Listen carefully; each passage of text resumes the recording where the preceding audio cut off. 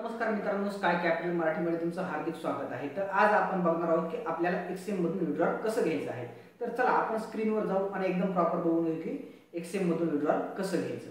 मित्रांनो, तुम्हाला एक्सएम मधून विड्रॉल कसं घ्यायचं तर आपल्याला काय करायचं आहे, तुमचं अकाउंट क्रोम वरती लॉग इन केल्यानंतर तुम्हाला काय करायचं आहे, होम मध्ये जायचं आहे। होम मध्ये गेल्यानंतर रिअल अकाउंट वर जायचं आहे आणि रिअल अकाउंट वरती गेल्यानंतर तुम्हाला तुमची मीटा आयडी दिसेल आणि त्याच्यामध्ये जे काय बॅलन्स आहे त्याच्या मीटा आयडीच्या खाली शो करेल। ओके, त्यानंतर तुम्हाला काय करायचं आहे, विड्रॉल वरती क्लिक करायचं आहे। विड्रॉल वर क्लिक केल्यानंतर तुम्हाला काय करायचं आहे, थोडं खाली यायचं आहे आणि इथं काय करायचं आहे, ऑनलाईन बँक ट्रान्सफर वर क्लिक करायचं आहे। आता ऑनलाईन बँक ट्रान्सफर वर क्लिक केल्यानंतर तुम्हाला इथे तुमची बँक निवडायची आहे। ओके, तर तुम्हाला इथे बँक निवडताना सर्च करायचं आहे तुमची बँकेचं नाव। एक सेकंड, यस। आता आपल्याला एसबीआय बँक आहे तर आपण इथं एसबीआय निवडू शकतो। इथं तुमच्या संपूर्ण बँक आहेत, महाराष्ट्र आहे, बरोदा आहे, बघू शकता बरोदा बँक आहे। तुमची जी बँक आहे तुम्ही ती निवडायची आहे। निवडल्यानंतर तुम्हाला त्या बँकेचा आयएफसी कोड टाकायचा आहे, जे आहे ते तुम्ही इथं टाईप करू शकता, XYZ। ओके, आणि त्याच्यानंतर तुम्हाला बँकेचा अकाउंट नंबर बरोबर टाकायचा आहे एकदम प्रॉपर, आणि आयएफसी कोड पण एकदम बरोबर टाकायचा आहे। ब्रँच नेम टाकायचा आहे बँक ऑफ बडोदा।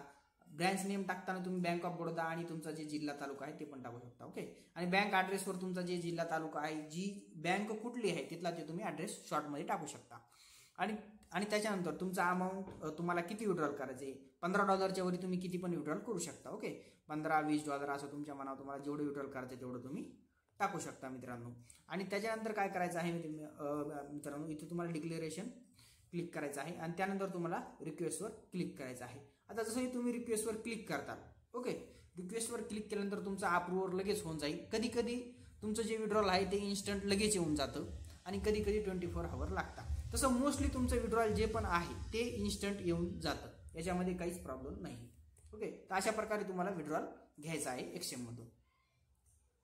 आणि हे तुम्हाला ॲड्रेस आणि ही जी बँक डिटेल आहे ही परत टाकायची गरज नाही। एकदा जर तुम्ही टाकली तर ती याच्यामध्ये सेव्ह राहते। याच्यानंतर तुम्हाला फक्त अमाऊंट टाकायचं आहे आणि विड्रॉल करायचं आहे। तुम्हाला बँक डिटेल परत टाकायची गरज नाही, फक्त फर्स्ट टाइम तुम्हाला सगळी बँक डिटेल टाकायची आहे। याच्यानंतर तुम्ही फक्त अमाऊंट टाकून डायरेक्टली विड्रॉल करू शकता। अशा प्रकारे तुम्हाला एक्सएम मधून विड्रॉल घ्यायचं आहे।